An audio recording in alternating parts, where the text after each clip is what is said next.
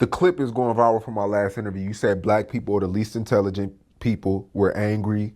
You was really saying we're the bottom of the We barrel. are. We're in last place. As a whole, As a whole. we have a lot of great people. We have a hood, but we don't have a community. We got a lot of great people, but what do we have for having a lot of great people? We have a lot of influence. We have a lot of influence, but what do we have we have a hood, we don't have a community. So even the people with the influence are not visible in our communities. They don't have after school programs. We don't have a black grocery store nowhere. We don't have a black bank.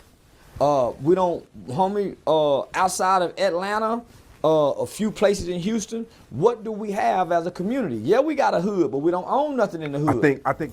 All right, Shalom. This is the brother Nahalia from the GMS Orlando camp. I want to start off by giving all praise, honor, and glory to Yahweh, Bahashem, Yahweh Shai, Bahashem, Rakah Kodash. Double honors to the apostles and the elders of Great Millstone, who are the elders of Yashar Allah, and a sincere salutation to all you Akim, who are preaching this word and believing this word, and to the Akwat, who are believing this word in all truth and in sincerity.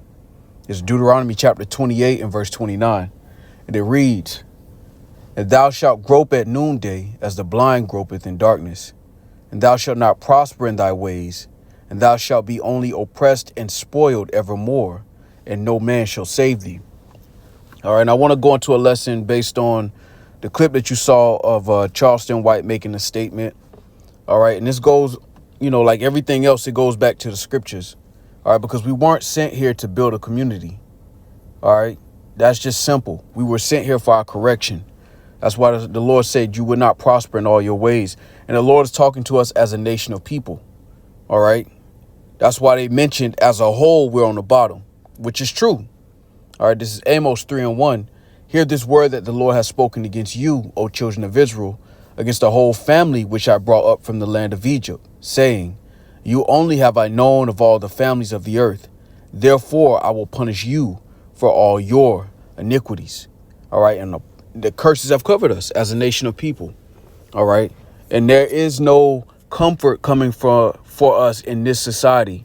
All right. That doesn't include the deliverance of us from this place. And what I mean by that is that we're not going to get out of this by getting new jobs. All right. By getting reparations. All right. None of that is going to save us on this side. All right. We need deliverance, a physical deliverance from Babylon the Great, which is America. The fashion of this world has to be destroyed before the Lord can set something up that is for us as a nation of people under Yahweh Shai, whom the world ignorantly calls Jesus. All right, this is Micah chapter 2 and verse 10. Arise ye and depart, for this is not your rest. Because it is polluted, it shall destroy you, even with the sword destruction. All right, because he made a statement, and it's true. We don't have a community in Babylon the Great, which is America. You may have some jakes that are able to ascend to a certain level of society, but as a whole, we don't have a community. All right. And I want to get that word community. All right. This is the etymon of community. And I want to jump down to a point that was made in this definition. All right. It says an old English word for community was Germanicep. And it says community, fellowship, union, common ownership. All right. And I want to touch that in particular because, again, what you notice about the rich, if you want to call them that, Israelites or Negroes, Latinos, and Native Americans, as we're known today, they don't own any real resources. They may get brand deals. They may get certain endorsements. They may get a high paid loan from a record label to make music.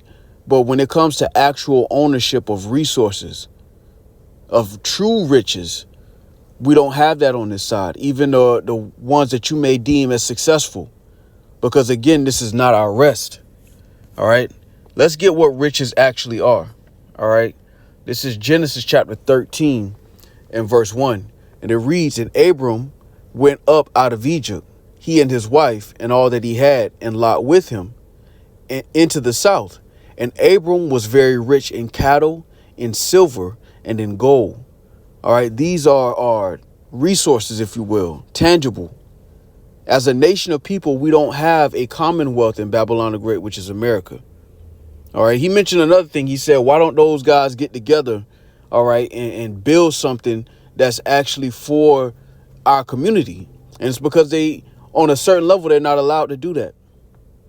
You know, you've had Jakes that have tried to do certain things concerning ownership, and Esau has destroyed it. All right. The elites of this society have destroyed it.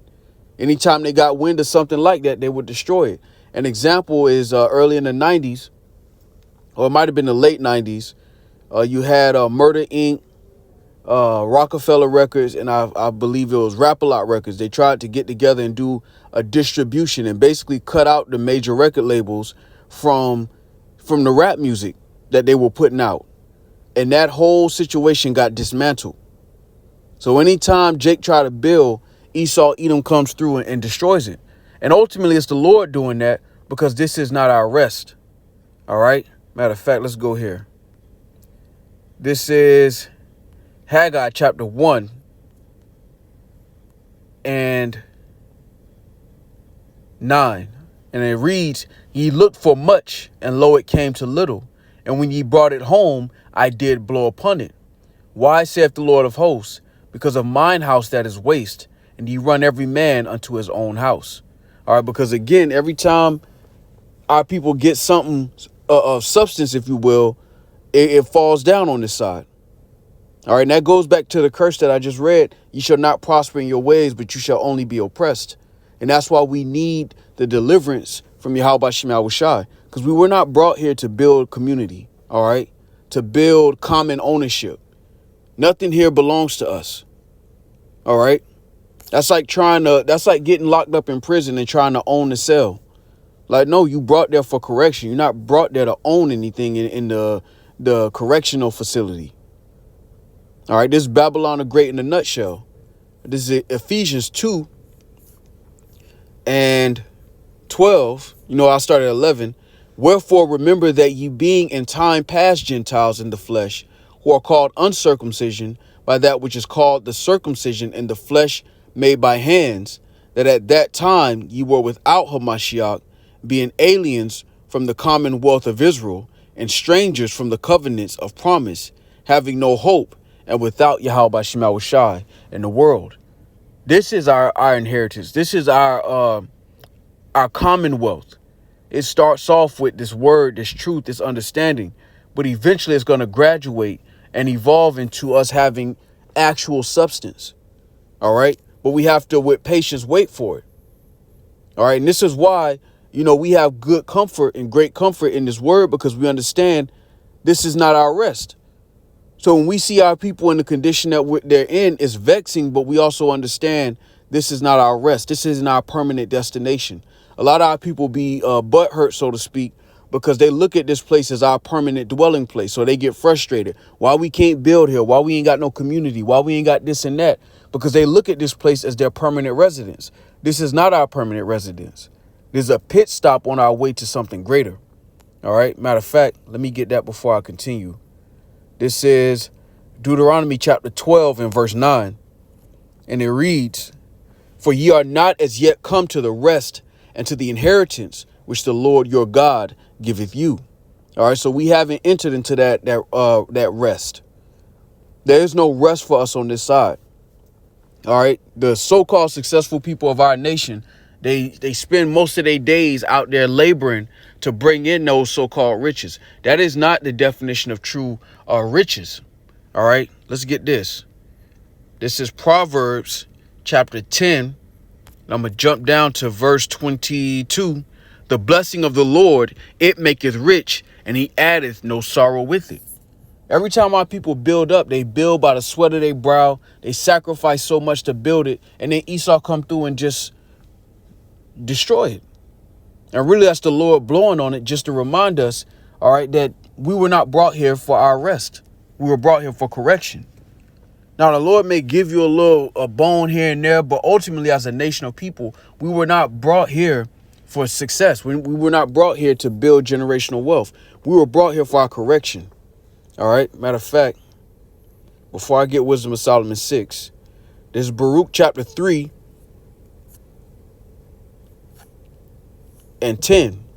"How happeneth it, Israel, that thou art in thine enemy's land, that thou art waxen old in a strange country, that thou art defiled with the dead?"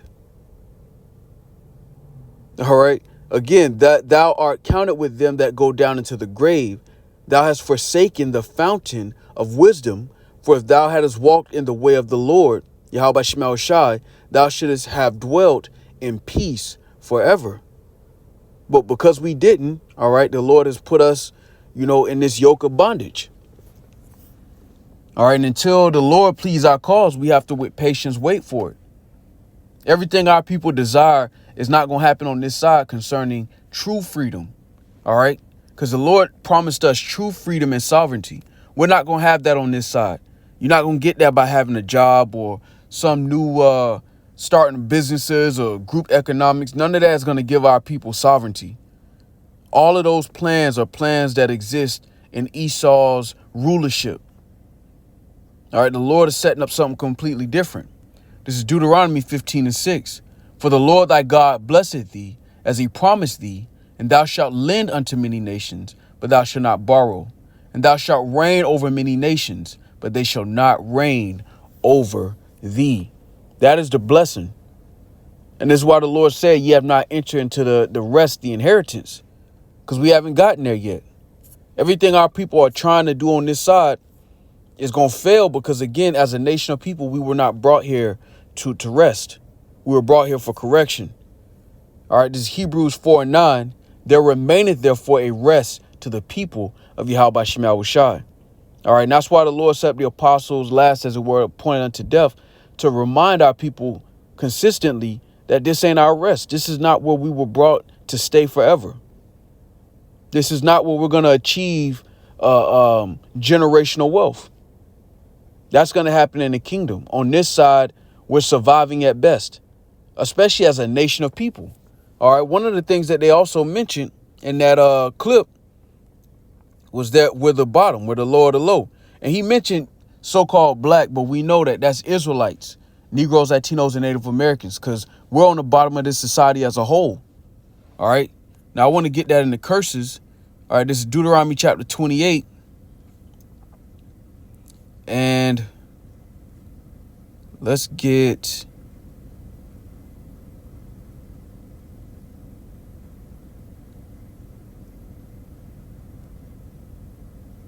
I'm gonna get this one more time. This is Deuteronomy 28:29. And thou shalt grope at noonday as the blind gropeth in darkness. And that's trying to find a way out. That's what our people do when they talk about generational wealth and, we got to get real estate together or we got to do this and that. That's Jake groping in the darkness because they realize that we're not in our rest. They realize something is wrong, but they're going to all the wrong places looking for answers. It says, and thou shalt not prosper in thy ways, and thou shalt be only oppressed and spoiled evermore, and no man shall save thee. All right. And that's our condition as a nation of people. All right. Matter of fact, let me go here. Because you have a certain sect of our people that capitalize off of Jake's desire for hope. And they exploit Jake's desire for hope by giving them hope in vain things. All right, this is Jeremiah 50:6. My people have been lost sheep. Their shepherds have caused them to go astray. They have turned them away on the mountains. They have gone from mountain to hill. They have forgotten their resting place. All right. All that found them have devoured them. And their adversaries said, we offend not, because they have sinned against the Lord, the habitation of justice, even the Lord, the hope of their fathers. And this is why we're in that condition. And you can't buy your way out of that. As the scriptures say, riches profit not in the day of wrath. As a nation of people, we're being chastened by the Lord. The Lord say he wounded us as unto an enemy, roughly paraphrasing. And this is why we don't have a community here. The scriptures describe the so-called white man as a leopard that watcheth over your cities. How can you possibly achieve a rest in a system where the so-called white man can give you predatory loans? All right. Where our people don't know who they are. Where every 2-3 years, the average Negro, Latino, or Native American has to move from their location to somewhere different. All of that is intentional. And really it's from the Lord first and foremost, because we sinned against the Lord. That's how it happened to us. That's why we're in this condition. And instead of our people acknowledging that, they pull a shoulder. And Charleston White is an example of that. He's a guy that can acknowledge that we're in a fucked up position, excuse my French. But when it comes to the solution, they don't have one. They just trying to get their little money and stay out the way. All right, this is Isaiah 42 and 24. Who gave Jacob for a spoil and Israel to the robbers? Did not the Lord, he against whom we have sinned, for they would not walk in his ways, neither were they obedient unto his law. Therefore he hath poured upon him the fury of his anger and the strength of battle, and has set him on fire round about. Yet he knew not, and it burned him, yet he laid it not to heart. And our people can look around and say, look, we got a couple great people, but we don't have a community, and still not know what the solution is. Still not know that it all came from the Lord. And when you tell them that, they pull a shoulder. And they despise the words of the Lord. The Lord said if we would have hearkened unto him, we would have been in peace forever, roughly paraphrasing. But this society shows how rebellious our people are. That two Jakes can sit on a podcast and have a conversation about the condition we in as a people, but have no solutions and refuse to bring the Lord into the equation. He against whom we have sinned. All right? Because we had a society. We had a community. All right? And our people took that shit for granted. Excuse my French. All right, let's go here. This is Isaiah 3 and 1. For behold, the Lord, the power, Yahweh Shema Shah, the Lord of hosts, doth take away from Jerusalem and from Judah the stay and the staff, the whole stay of bread and the whole stay of water, the mighty man and the man of war, the judge and the prophet, and the prudent and the ancient, the captain of 50 and the honorable man, and the counselor and the cunning artificer, and the eloquent orator. I will give children to be their princes, and babes shall rule over them. All right. And who did the Lord put over us? Esau, Edom, the so-called white man. The scriptures describe him as the children of fools. Because we took our community for granted. We took the culture that the Lord gave us for granted. And our people want to be like the heathens, 2/3 of them. So now we've been brought over here for our correction. And even though our people can acknowledge the problem, they don't want to accept the solution. Scripture say they understood not, but despised it. They ultimately despised the words of Yahweh Shema Shai. And this is why the same must know it after death by pain. All right. Matter of fact, I'm going to get that real quick. This is 2nd Esdras chapter 9 and verse 9. And it reads, then shall they be in pitiful case, which now have abused my ways, and they that have cast them away despitefully shall dwell in torments. For such as in their life have received benefits and have not known me, and they that have loathed my law while they had yet liberty, and when as yet place of repentance was open unto them, understood not but despised it. The same must know it after death by pain. All right, they loathed the laws of the Lord when they had liberty. They refused to hear the words of Yahweh Shema Shai, even though they have liberty. And what are they doing with their liberty? Trying to build generational wealth. They keep trying to build even though the Lord blow on it. And this is an example of that.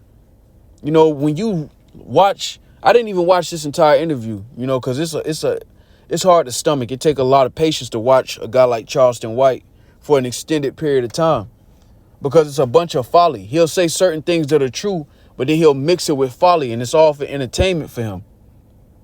Meanwhile, our people are really going through this, and the only solution is Yahweh Shema Shai. All right, so I just wanted to spend a moment on that clip because I caught it through the spirit. Lord willing, this was edifying with that. I want to give all praise, honor, and glory to Yahweh, Bahashem, Yahweh Shai, Bahashem, Rakah Kodash. Double honors to the apostles and the elders of Great Millstone, who are the elders of Yasha Allah. And a sincere salutation to all you Akim, who are preaching this word and believing this word, and to the Akwath, who are believing this word in all truth and in sincerity. Shalom.